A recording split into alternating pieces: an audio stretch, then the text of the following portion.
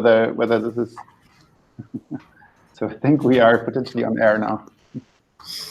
We are indeed.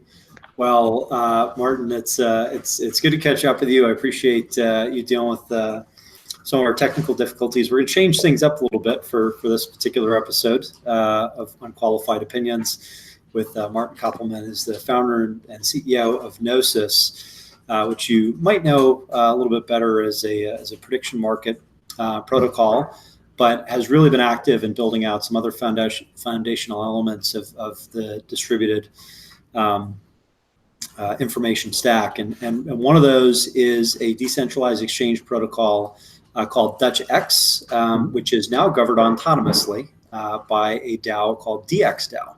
So today, Martin and I wanted to take a little time to talk about dxDAO and some of the key design decisions that went into launching this, where they hope the product will go from here, and most importantly, how other folks can get involved, since this is supposed to be a decentrally managed protocol for the exchange of tokens. So without further ado, Martin, why don't we start with just the genesis of dxDAO and kind of the evolution of dxX and why you made the decision at this time to decentralize the governance of that protocol.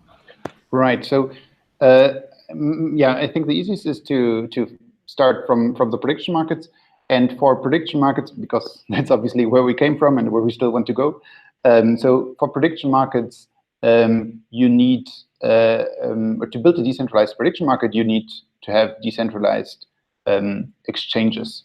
Because in the end, you just, with a prediction market, you basically create a new asset class. We call them conditional tokens. They have a specific payout based on, for example, Trump getting reelected, yes or no. And then depending on whether that happens, this token will pay out or won't. But kind of making a prediction on the prediction market is just trading those conditional tokens, those tokens that have a payout if something happens and they don't. So bottom line is, to build a decentralized prediction market, we need decentralized exchanges. And now you might argue, well, there are plenty, and that's true. But with decentralized exchanges, there are various degrees of decentralization. And some require some form of operator, relayer.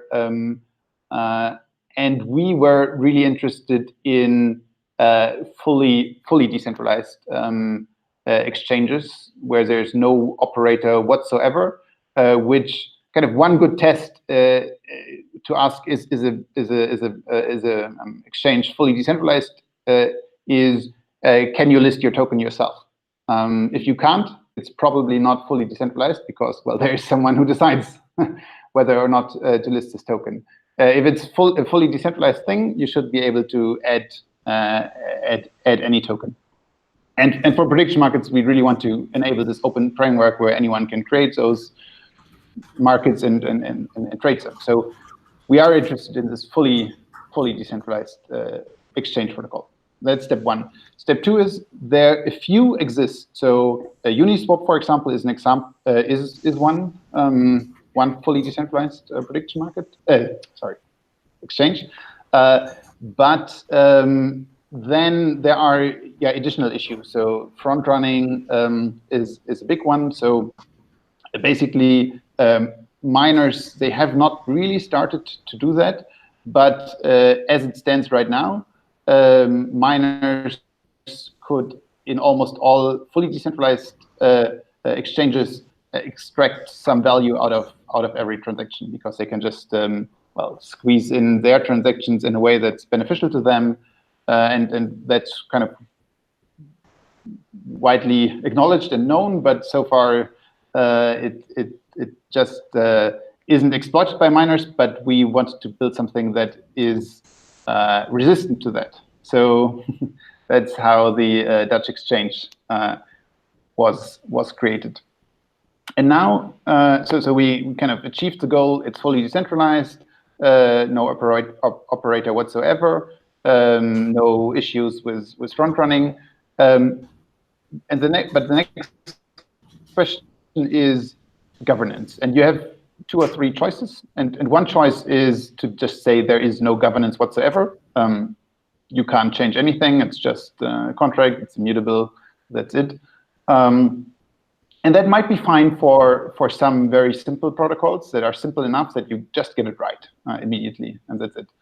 But as soon as there are parameters, there are things, you very likely want to have someone who is able to change them and adapt them.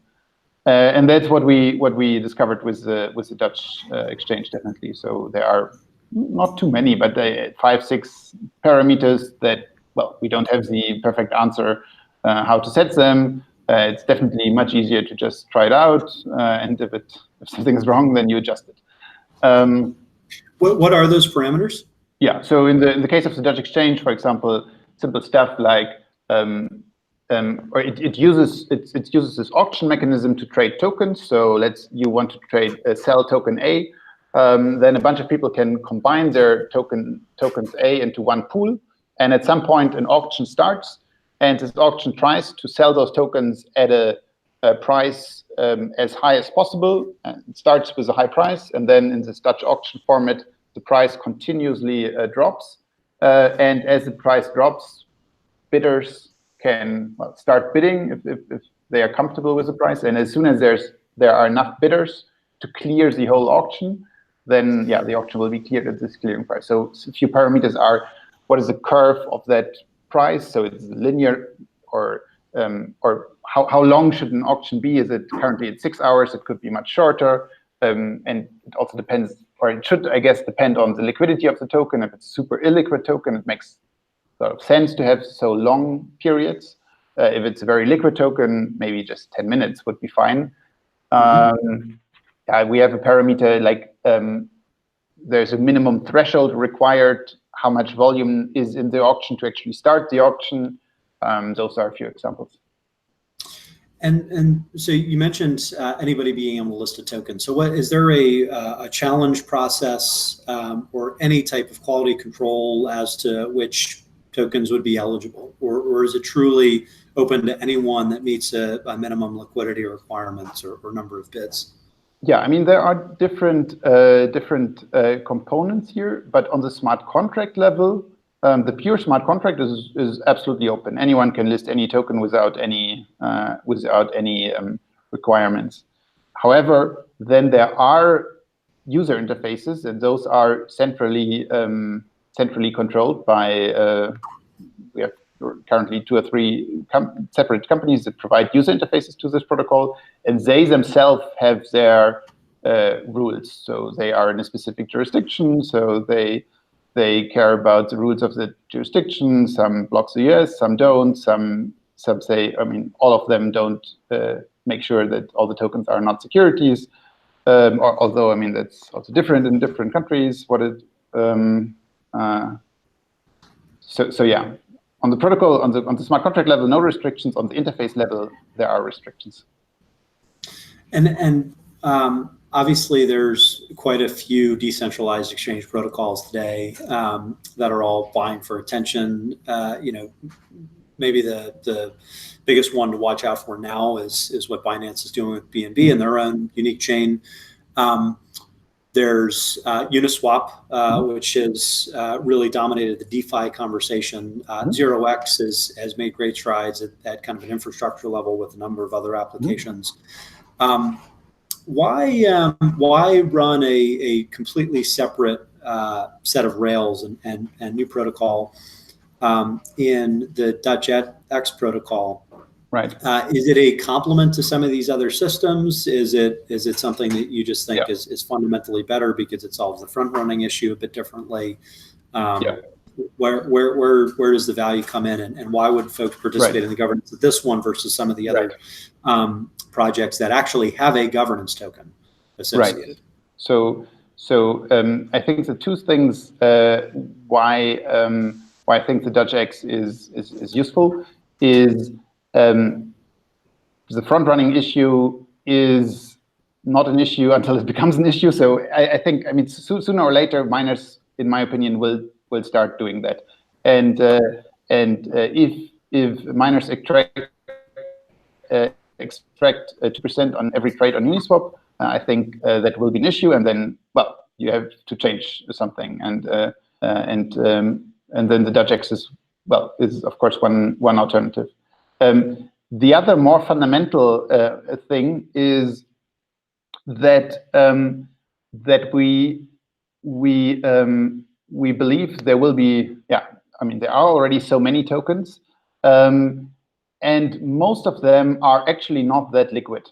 And basically the question is, in a normal order book, in a 0x style order book exchange, you kind of pretend to have this real-time price discovery. You kind of pretend to have this tick-by-tick prices.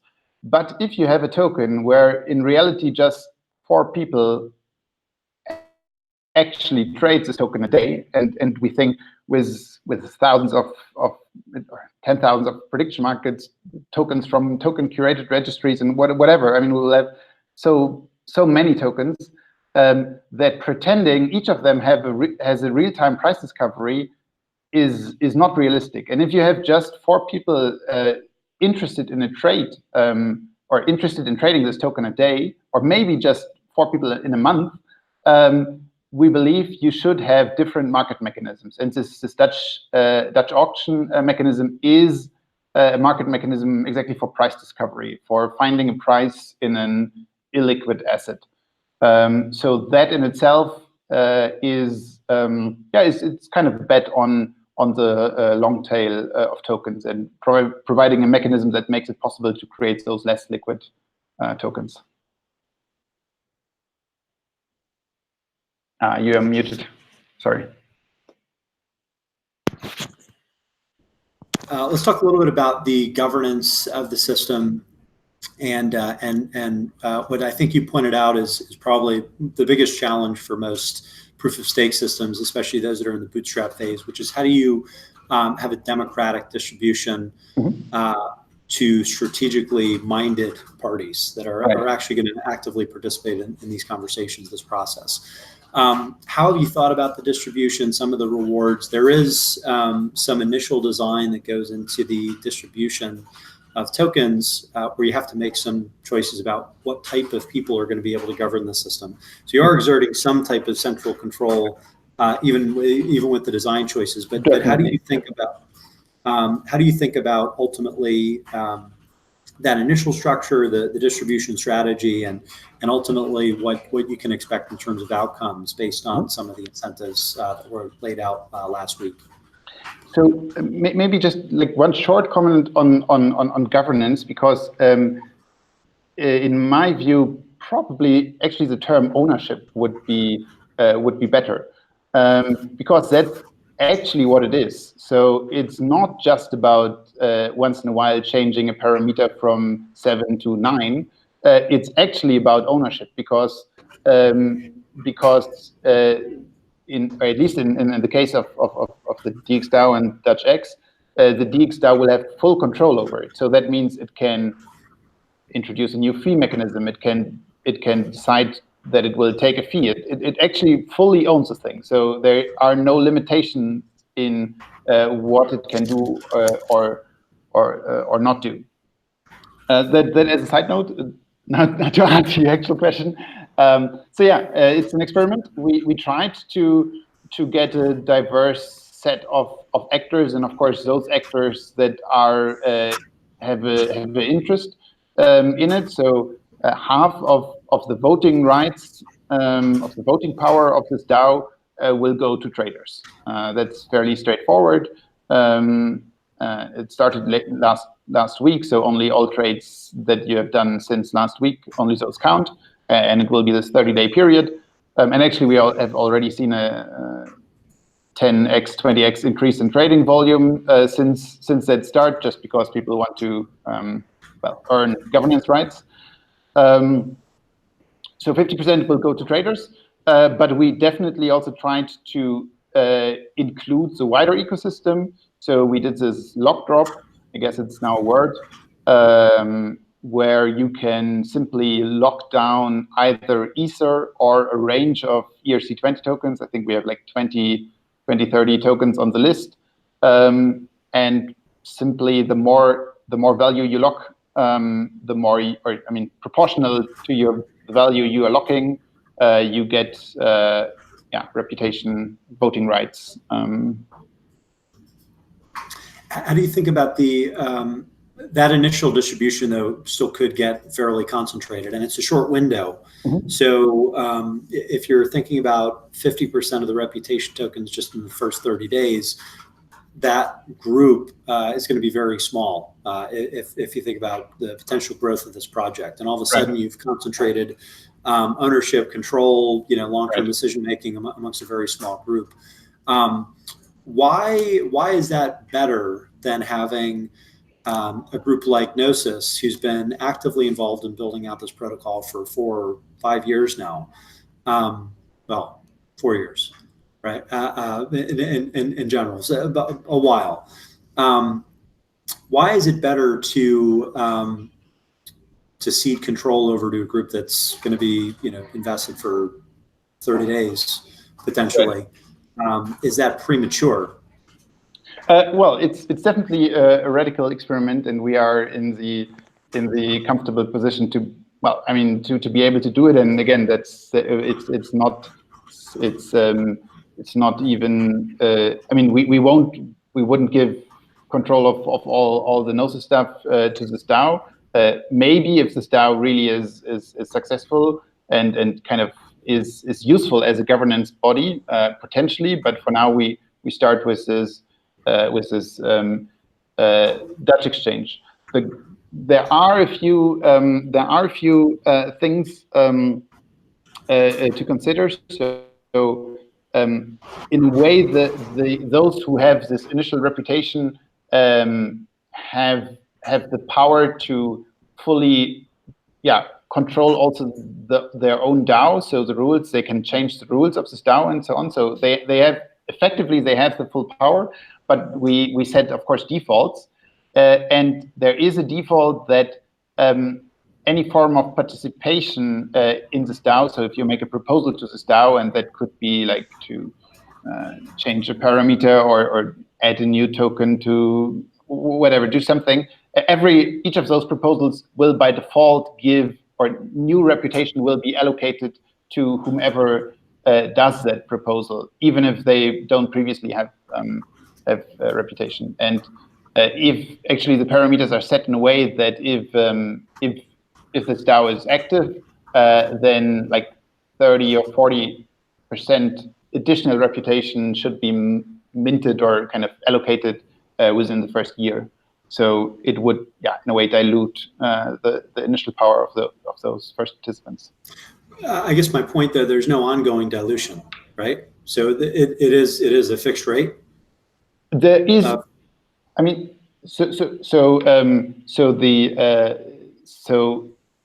if the DAO doesn't change those things, and it has the power in theory to do it, but if the DAO just uses the default, then the DAO would continuously give out additional reputation to those who make proposals to the DAO.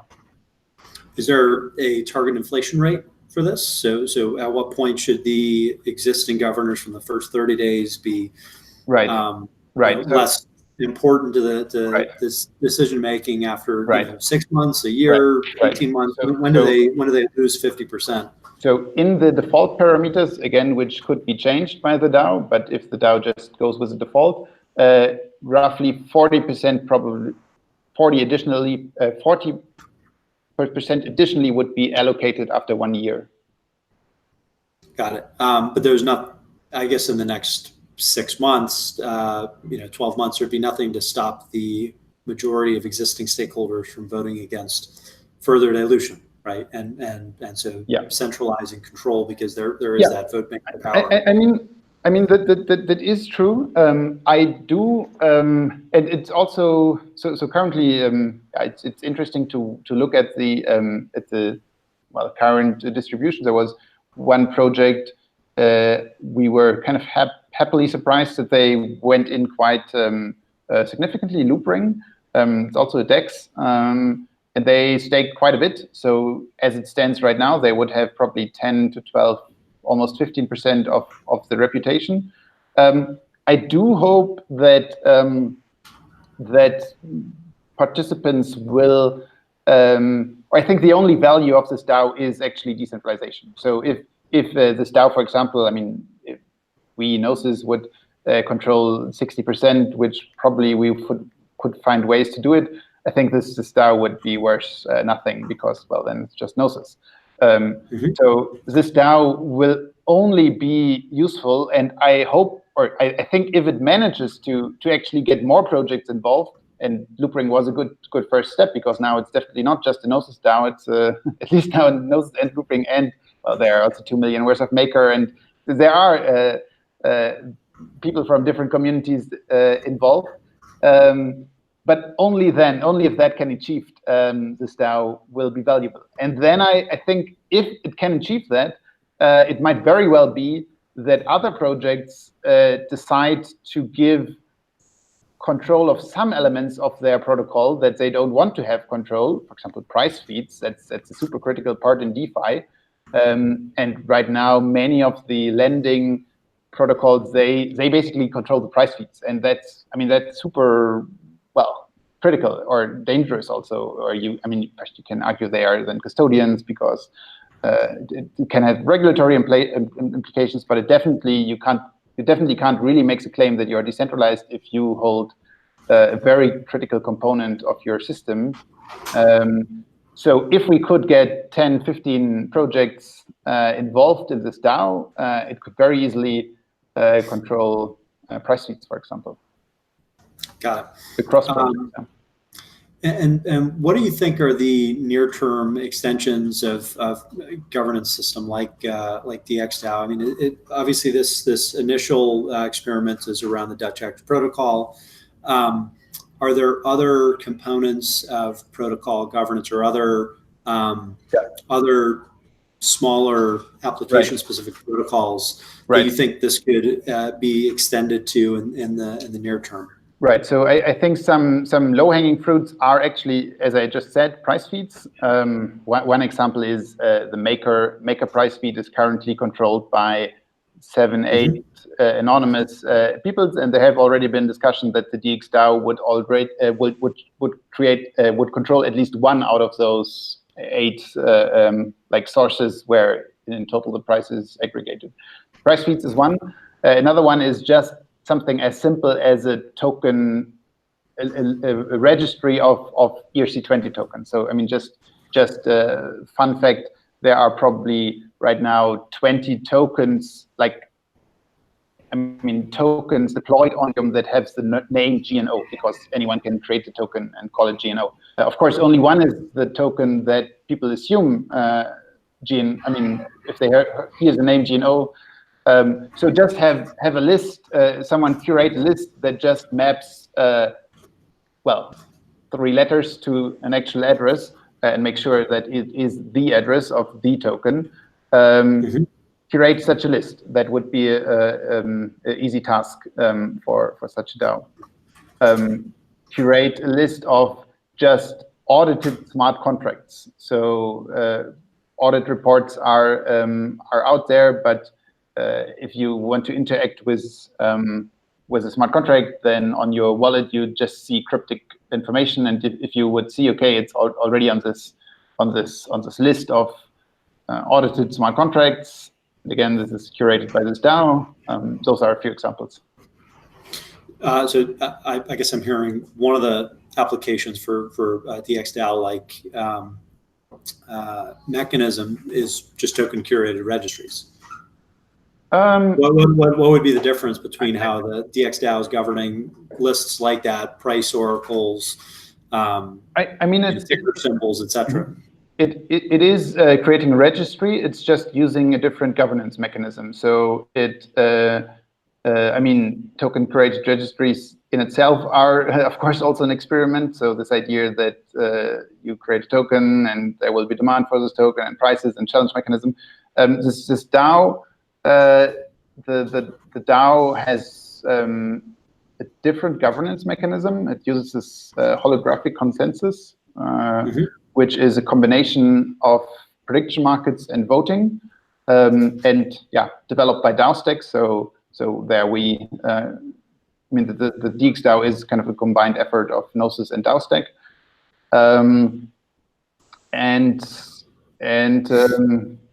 Yeah, well, of course, our assumption is that it works better, or it's more scalable. But in the end, we don't know, and we just have to experiment and figure it out, I think. Makes sense. What are the things that keep you up at night with this experiment? What could go wrong? Are there any ways to put the genie back in the bottle and start fresh if there's any type of catastrophic governance failure for this protocol, given how early you are in the 30-day process? Sure. So, okay, I mean, there are like, well, actually, unfortunately, many layers of risk. So the most obvious one is currently there's this locking process, which currently holds 12 something million. But that is, I mean, there's always smart contract risk. We did audits, we did bug bounty, and so on.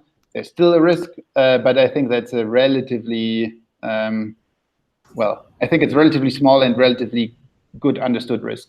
That as soon as you do a smart contract, there's risk, there's a bug. The more complex risks are, of course, there are legal risks. So joining this DAO could potentially, I mean, there's this thing about general partnership, that everyone who joins the DAO could be liable for everyone else in the DAO. We did a bunch of measures, participation agreement, to reduce this risk, but definitely DAOs are legally uncharted territory, and there is risk. The third risk is, well, the DAO could try to do malicious things. So one is it has control over this Dutch exchange. The Dutch exchange has, for example, in Ethereum, there's this weird system that you have to give allowance to a contract. So basically, you are saying you trust this contract that it can take your tokens to trade with it. And that's a little known fact, but for example, also in 0x, if you interacted, by default, you give full allowance to the 0x contract to take, basically to take all your money. And usually the contract is programmed in a way that it will only take your money if you explicitly ask the contract to take your money, or other tokens, for example, I mean, to do the trade.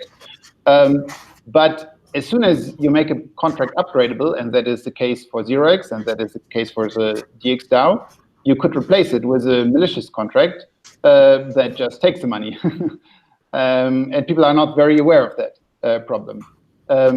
So we did an extra safety measure that only changed the contract with a 30 days delay, and that's also true for 0x. They control it with a multisig, and they have a 30-day delay. But yeah, those kind of risks. And then the DAO, I mean, then there are like completely unforeseeable risks. Like in a way, it's a radical new experiment. One way I describe the dxDAO is 1,000 strangers meet on the internet and co-found a startup. So you have, I mean, just that's one way to look at the dxDAO. It's a startup with, let's say, 1,000 anonymous co-founders, and they can do anonymous stuff on the internet. And well, can all kind of things could happen. So this DAO could, whatever, start to do a crazy token sale, or this DAO could, yeah. Well, obviously we still remember the DAO. There are all weird ways how this could go. Well, I think it probably makes sense for us to do a check-in in the next, 6 weeks or so after the initial phase, and learn a little bit more about how the experiment has actually unfolded. As with most of these DAOs, we're kind of learning in real time, seeing what the game theory is, and how actually what the behaviors are in the wild for many of the participants. This has happened with TCRs and other proof of stake voting systems. Obviously, the DAO was the first major experiment, and we know how that went. Hopefully, this is a bit more functional and battle tested, and some of the systems that you put in place to safeguard against some catastrophic failures will prove to be prescient, and we'll get some pretty good feedback from this particular experiment. I do think having a self-governed or decentrally governed Oracle system and set of reliable information resources related to crypto assets is probably one of the critical missing pieces of infrastructure, and obviously something that needs to be censorship resistant, so that it can't be corrupted by any single party. So excited to see how it plays out. And maybe one short comment. I mean, just this is of course the immediate goal, like having this decentralized governance mechanism. But I think the bigger story, or the bigger hope, at least that some people have that are participating, is of course a much bigger thing. So it's more the thing. How do you coordinate 1,000, maybe 10,000, maybe eventually 1 million people with a shared goal? So just like one example, I currently think there are probably 30 to 50 million, or maybe more, people in the world who care about climate change. But they don't really have any forum to cooperate or to coordinate. I mean, the only kind of two large things we have to coordinate a few million people are nation states and, well, large companies. But I think both are not appropriate to tackle an issue like climate change.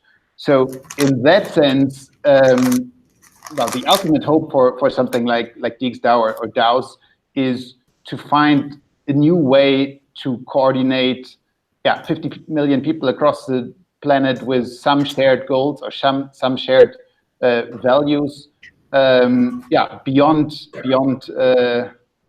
our limited structures that we have right now. Well, yeah, there's the long term and the aspirational, and I think where we think the future will be in a decade or 15 or 20 years. But then there's the more immediate, practical applications, which I could see this being a pretty important innovation. So, Martin, thank you for the updates, and it's always a pleasure to catch up. Glad we could make this work, and we'll make sure that we get this up on the other Messari Unqualified Opinions channels very soon. So until next time, everyone, thank you so much to Mark Koppelman from Gnosis, and we'll see you again soon. Thank you.